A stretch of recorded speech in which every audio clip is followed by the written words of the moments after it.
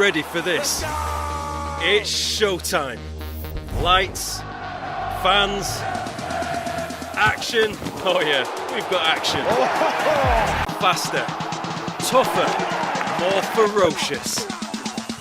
There's nothing like League. This is the Betfred Super League.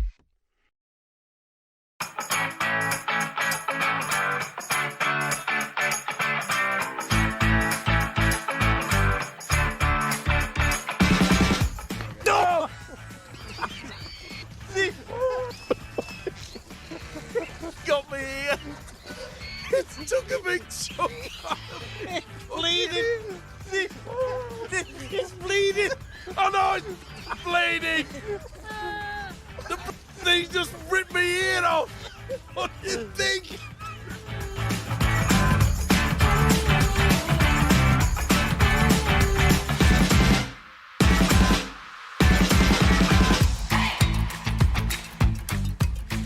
Hello again, it's Eddie and Stevo, the podcast, the best half an hour or so talking about rugby league that's around these days, that you can find anywhere. And we're here, as always, with the blessing of Betfred, the game's major sponsors. Lots to get through as usual, latest on Salford's problems. At last they're looking at changing the protocol for video referee decisions. Adrian Lamb's spoken out about the NRL proposed takeover of Super League.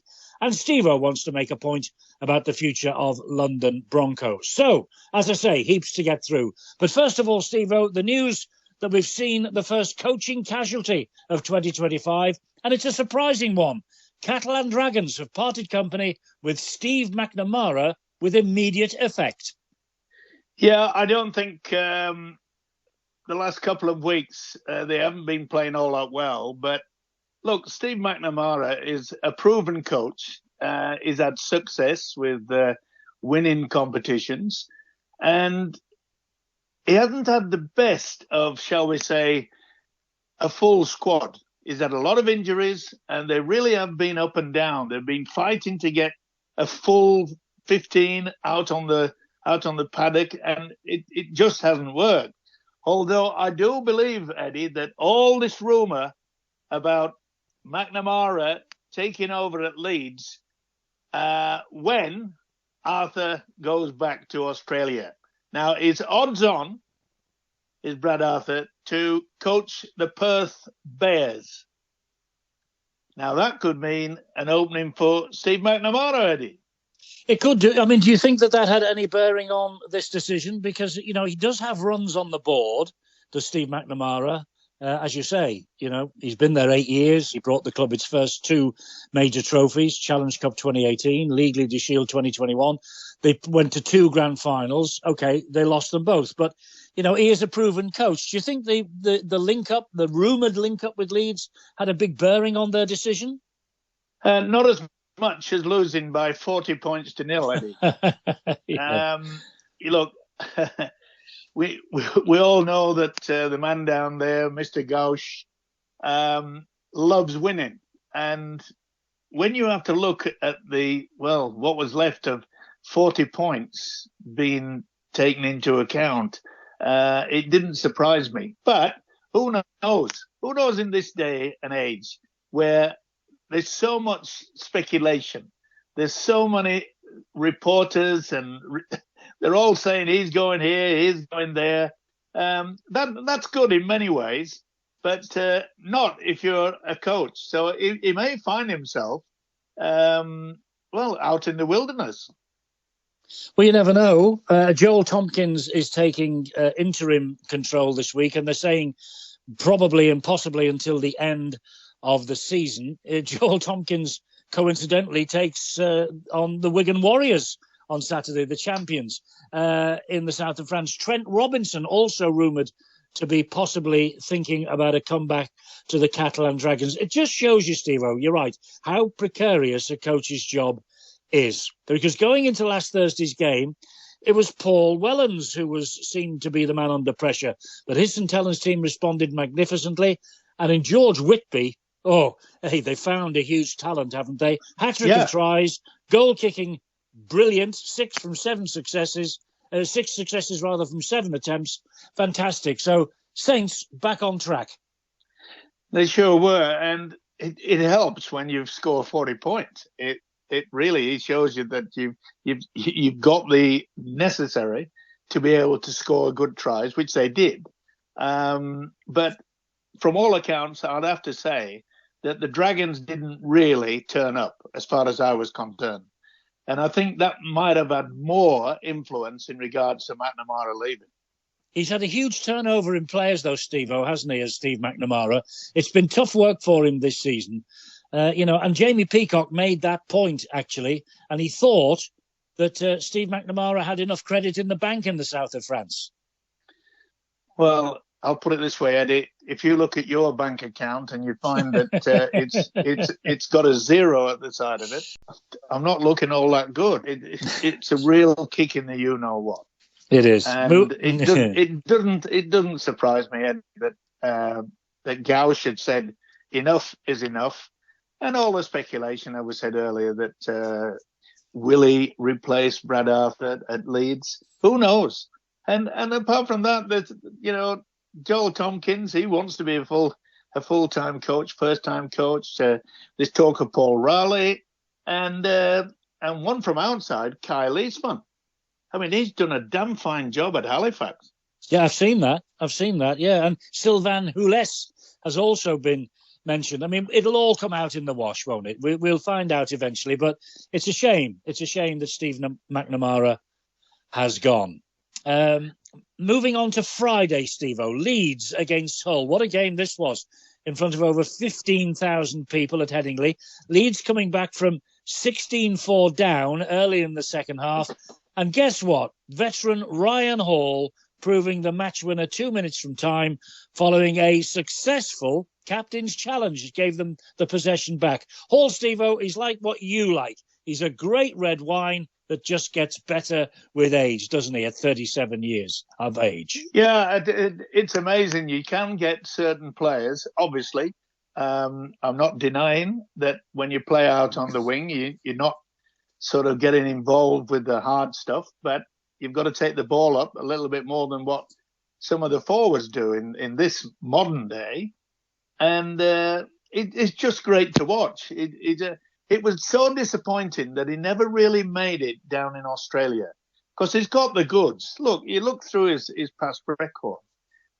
This is a great player. And it was just so sad that he never seemed to just fit into the team down in Australia. And I'm told today he's actually going to play on next year. So he'll be 38 years of age next year. He looks after himself, Stevo, doesn't he? He's in great shape, Ryan Hall. Great shape.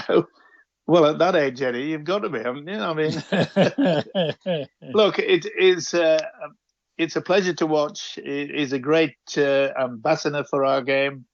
And for him to just say, I'll do another season, I find that extraordinary. I find it great. Yeah, well done to him. Well done to him indeed. On Friday, yet another battle of the borough between Wigan and Lee. Over 17,500 here and a high-scoring match. Wigan 36, Lee 28. 12 tries in all, 7 of them to Wigan, and different players scored each time. 6 straight wins for the champions now. But maybe it could and should have been a bit easier, Stevo. They were 28-6 up just before half-time. They conceded 3 tries in 10 minutes either side of the break. Remember what happened in the Challenge Cup against Hull? They threw away a huge half-time advantage, didn't they? Cruising against Warrington in Vegas, conceding late tries. Here they've gone again. Now, Matty Pete thinks it might be something of a bit of a slip in his players' mentality. He'll want to get rid of that as quickly as possible. Yeah, without a doubt. He's the sort of coach that will dig deep and he'll try to find, and they'll have been having the meetings on a regular basis as to, we can't afford to put the cue back on the rack. We've got to keep going. There's no point in getting yourself to a wonderful lead and to run the risk that you allow the opposition to come back into the game. So that's what he'll be working on. And look, he's a great coach. I admire him so much. He's got everything sorted out. What he's done at Wigan, not just because of the first team players or whatever, his attitude towards bringing juniors, development, etc. and so forth. And that's the reason why Wigan are still and will also win trophies in the future because they've got a good coach that just doesn't think about the first grade. He thinks about the entire club itself. And that is a great help. And I'm sure that he would have just said to the players, look, we've just got to be a little bit more careful about putting that cue on the rack. Well, they sorted Lee out in the end, and they, as I say, got their 6th successive victory. Talking about Lee, Stevo, Adrian Lamb, the Leopards' head coach, former Wigan man, of course, who Matty Pete followed into the hot seat at the Brick Community Stadium. You know, he has spoken about his concerns as Adrian Lamb that might face the game here if the NRL does take over the running of the Super League. He points out that in 2027, Perth will enter the NRL. The following year, a team from PNG will follow. That's 18 teams down there. Now, I know you don't agree, Stevo, because we've talked about it many times before, but Adrian Lamb says this will mean over 100 players, 100 new players entering the NRL. And, of course, plenty will come from down under. But like me, he fears Super League's talent pool could be stretched to the limit. What we've got to look at is looking towards the future, and having the NRL wanting to invest in the UK, in Super League, I think is fantastic. It all boils down to one thing, and we keep saying it. It's if we've got enough money, then we can be successful. It is as simple as that. And now, can they do that? When all those people are sitting down and sorting out, where we should do this or where we should do that, we should have a clause to include to make sure that the Australian clubs can't come and just pick the players out from the UK. It's all about preparing yourself for the future of the game. And I can understand people just saying, well, they'll come over there with big money and all this, and we won't have any left. It's happened in the past, and we know that.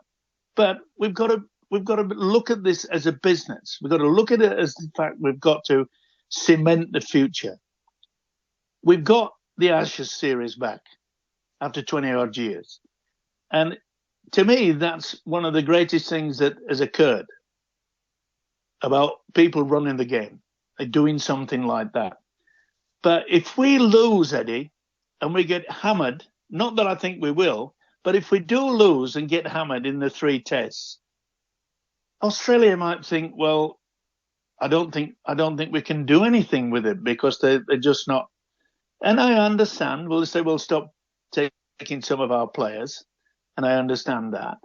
But we've got to make sure that the contracts are done and we shake hands on the agreement so that we can protect our players in this country.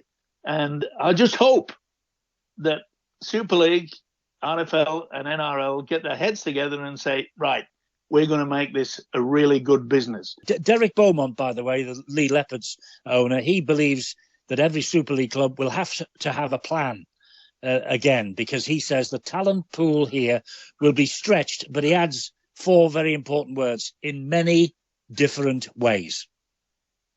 Well, he's got it spot on. He realises that we can't improve at the top of the table unless we look after the bottom of the table, things coming through. If you want to increase the quality of players, we've got to ensure that the coaching situation in amateur, etc., and so forth, is of the highest quality so that we can bring them through, and we will be proud of them playing for England. We will be proud for playing for their country. But we've got to ensure that we cover right the way through, right from the bottom, not just at the top. Well, there's a big game coming up in a fortnight, isn't there, at Wembley, June the 7th, not too far away now, the Challenge Cup final, and contrasting fortunes for the 2 cup finalists last weekend. Hull KR beat Huddersfield 34-0, but Rovers only 4 up after about half an hour. Meanwhile, Warrington, badly hit by injuries right now. They had 8 first-teamers, I make it, Stevo, out of the game against Wakefield, and they were absolutely battered, 40 points to 10. At the moment, when you look at it, Wembley feels like a one-horse race, unless Warrington can get their stars patched up and quickly. A lot of people thought that the semi-final would be a one-horse race as well, Eddie. And we all know that Warrington was struggling to get some of their best players back into it. But they created something which we mentioned last week in regard to the fact that their defence, they just shut down their opposition. 2 and 3 players tackling, one on the floor, one making sure that the opposition could play a quick play the ball situation. And in effect, it was just all about Warrington starving the opposition of taking and running 10, 15 metres forward from the dummy half position, because it was taking so long for the play the ball to be produced. It was tremendous what they did. We've got them playing against each other, of course, this weekend. Warrington entertaining Hull Kingston Rovers on Friday night. A dress rehearsal for Wembley. I think the two coaches, Willie Peters and Sam Burgess, will be keeping their cards very close to their chests in this one. Yeah, it's a funny situation to be put into. Nobody wants to go out onto the field of play and not play at your best. But there are certain times that, in a week's time, they'll be walking out at Wembley. Absolutely fantastic for the players and the fans. And sometimes the coach has had to say to the players, look, let's see how it works out. But we don't want to work overtime. Because in the back of their mind, they've got Wembley. And sometimes it's difficult for a player to accept that, especially with the fact that wanting to know what they have to do, because they didn't do it last year. No, they never showed up, did they, against Wigan? They've got to show up against Hull KR, because in 2025, Hull KR are the new Wigan. They're playing so well, Stevo. They really are. The list of stars that they've got is endless. I know everyone talks about Mikey Lewis, but they're not a one-man band. They really aren't. They're a great side. Great side at the minute. Yeah, and like we saw from Warrington in that semi-final, Hull KR have got this ability to be able to close down the opposition as well. Same thing. It's that if you can hold them down without getting the referee upset, and let's face it, sometimes in these big games, especially these semi-finals, but especially at Wembley, I've seen them play for half an hour without a penalty being given. Yeah. So you can push your attitude, especially in defence, to slow the process down. I'm not saying that they will do that, but it wouldn't surprise me if they just emulated what they did, Warrington that is, in the semi-final, and do it at Wembley. So don't write them off is what you're saying. And George Williams allegedly is going to be back. He's wanted by the Dolphins, by the way, Stevo, in the NRL. That's another bit of latest news I've picked up today, that George Williams is... But he's been down there already, hasn't he? He's been down at Canterbury. I wonder whether he'll really want to go and have another go. I don't think so. I think he's quite happy. I think he's very, very happy at Warrington. It was a tremendous signing. And talking of the Dolphins, Manly's Dale Cherry Evans has been telling nobody where he's going. He's leaving Manly, of course, but he's finally said he will leave to join either the Sydney Roosters or the Queensland Dolphins. He made it quite clear he had not decided which of these clubs he would sign for, which I think is a smart move. 2 clubs in a bidding war. That means big bickies, doesn't it? Big bickies for him, you're right. Absolutely. And talking about Australia, you mentioned Brad Arthur's the hot favourite for the Perth Bears, but Sam Burgess is deemed to be, in some quarters, the front runner. He's made his interest known for the end of 2026, beginning of 2027, when his contract expires at Warrington. Let's wait and see who wins that race. Well, it's all speculation, Eddie, and you and I, we've traded in speculation for years. It's always the thing about it. I mean, like, the big news over here is the build-up to the State of Origin, and I'm telling everybody do not miss this. I mean, this is just absolutely fantastic. Yeah, this is coming up next Wednesday, isn't it? Yes. Yeah. And it's look, they're all saying you should have picked this, you should have picked that. I mean, the publicity is just overwhelming, which we don't get in the UK, which is sad. We've got to try to change that. We've got to try to change the attitude, and that's why with the London Broncos, Gary Hetherington has come up with a scheme that he says will be able to build the London Broncos back to their best and fight their way to come back into Super League. Yeah, he's presented a 5-year plan, part of a new vision for rugby league in London and the southeast of England, ahead of his new role as a director of the London Broncos. He leaves as chief executive of the Leeds Rhinos at the end of this year, and he's hosted a media event in the capital outlining his ambitions to develop a new ownership group, launch a new brand for 2026, and he says he's committed to reinstating the London Player Academy. Now, we have always had the greatest of respect for Gary Hetherington, you and I. In fact, We've said many times he should be running the game, but he's always been very comfy and very happy at the Rhinos until just now. This is a massive, massive campaign he's undertaking, isn't it? Yeah, and I hope it comes to fruition and that they do get back into the top level. Because how many times have we heard it from people within rugby league that run rugby league? Oh, we need a team in London. Yes, we do. And as much as Gary, and I hope that everything works out and that it will become a success and that we will have a top game with a London team. The one benefit, I suppose, is that they're going to play all the games at Wimbledon. So in the past, they've gone here, there and everywhere. And I think that at least that's one positive. It is a positive. What is not a positive and very much a negative, Stevo, is the size of the task that Gary Hetherington faces. You look at the league table for the Championship right now. They're second bottom. They've only got 4 points. I mean, I keep getting told that Salford, with all their troubles, probably won't be in Super League next year. The jury's out on that, of course. But if they are out of Super League, the Halifax Panthers, the Toulouse Olympique, the Bradford Bulls, Barrow Raiders even, they're all knocking on the door. London have got 4 points from 9 games. It's a big gamble, Eddie, and it's not the easiest of jobs, as you pointed out. But the fact is that at least Gary Hetherington and a few other cohorts are wanting to do something in the capital city. I mentioned Salford, poor old Salford, Stevo. I mean, again, hammered.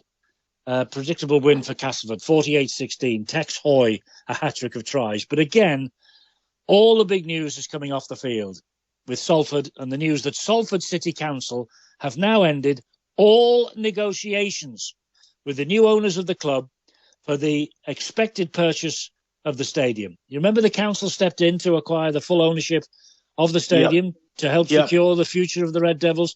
But a statement from the mayor and the deputy mayor's office reveals they've formally ended negotiations now with the company of one of the men involved with the Salford takeover because it's not been possible to carry out due diligence necessary in a timely manner. I mean, where are we going with this? Where are Salford going with this? Look, it's disappointing. They're just getting hammered every single week, and to me, it's not good for our game. It's like saying, well, why do you still play them? Because they've got no chance of winning. And let's face it, they haven't. No. I mean, if you're playing for a club and all of a sudden they say, I can't pay your wages this week, I might be able to pay them at the end of this month. You can't run an organisation when things like that happen. No, they've hemorrhaged players because of all that talk, haven't they? Yeah, They really have. And on top of that, Eddie, here we are. We're at the risk of losing a great club. Salford, they've won trophies, etc., and so forth, and they're struggling to survive. And yet, on the other hand, we're going to Las Vegas. I know. And I'm going. I know. I'm saying, oh, great. So one of the clubs has going down a bad spiral. But let's not forget, we can all go to Vegas and pay £20 a pint. Some positive news, Stevo, though, now. Some positive news, OK? As from this weekend, the video referee process is being reviewed in an attempt to reduce the inordinate amount of time it takes to reach decisions. So many people, including us, including us too, we've been critical of the process this season, sometimes several minutes to reach a verdict, and games have gone on for over 2 hours. From now on, rather than the referees choosing which replays and cameras to use, the responsibility will now fall on the Sky match directors to provide the replays for decisions to be taken by the referee's box in Wilmslow, just as it was back in our day, Stevo, when it was working really well. Now, my only fear here, Neville Smith is no longer in the director's chair anymore these days. Neville, former referee himself, he knew exactly what the referees were looking for. I hope the new trial works. Yeah, so do I, Eddie. And if I had anything about me in regards to running our game, the first person I would ring is Neville Smith and say, Neville, can you come and show them how this works, what you should be looking for, etc., and so forth. If you want a plumber, you don't get a joiner. You make sure that you got someone who can do what you want. And it would be a great idea to bring Neville Smith back into the director's chair. Not running the game or getting information on the game, but to show these video referees and the people who were having to do it at Sky from here on in are doing it right. Yes, that's what I do. Giving them a blueprint. I'd get on the phone. Neville, come on, help out. Well, your analogy with the plumber is interesting, because I remember when I had a problem with one of my radiators a long time ago. You were actually staying. How on earth you got through the front door, I'll never know. You were staying at the house and had this problem, and you said, leave it to me. And you went off to a local chandlery or something. You came back with a hammer. You belted one of the pipes, and all of a sudden, lo and behold, the central heating was working again. So you might be wrong that you don't need a plumber to run the rugby football league. Hey, sometimes plumbers need to use a hammer to just recognise, well, there's got a blockage there. I know. So what do you do? You just hammer the pipe to the point where the blockage goes, and guess what? You were warm all winter. I was, but I was. When you and got you the never hammer paid out, me. You never paid me a penny. No. I gave you breakfast that morning, though. But when you got the hammer out, my heart sank. It really did. It sank completely. Oh dear. Look, we're coming to the end, Steve. We've discussed just about everything, but we have got some very, very sad news to end this week. Jackie Edwards, Sean Edwards' dad, one of Warrington's greatest ever scrum halves. He passed away last Saturday, aged 85. What a record he had at Warrington. Over 200 games, 223 tries, a career cut short by a serious injury in 1965. When he was signed, he was a 16-year-old in 1955, just like his son was, of course, snapped up by Wigan, Sean, on his 16th birthday. And Jackie was Warrington's youngest ever player. I'm sure, Stevo, you join me in sending Sean and all the Edwards family our deepest condolences to end this week. Oh, without a doubt, Eddie. Look, Jackie was a legend. And to be able to see his son go to the heights of what you can achieve in rugby league. And let's face it, there's not many people have had that much success with medals, etc., and so forth, as Sean Edwards. And yes, you're right. Deepest condolences. Rest in peace, Jackie. Indeed so. As I say, a sad way to end this week, but I thought we should pay our respects to him. And let's hope we have no more sad news to report in 7 days' time. Always good to talk to you, Stevo. And, same time, same place next week. Sounds pretty good to me. Talk to you then. All the best. Bye.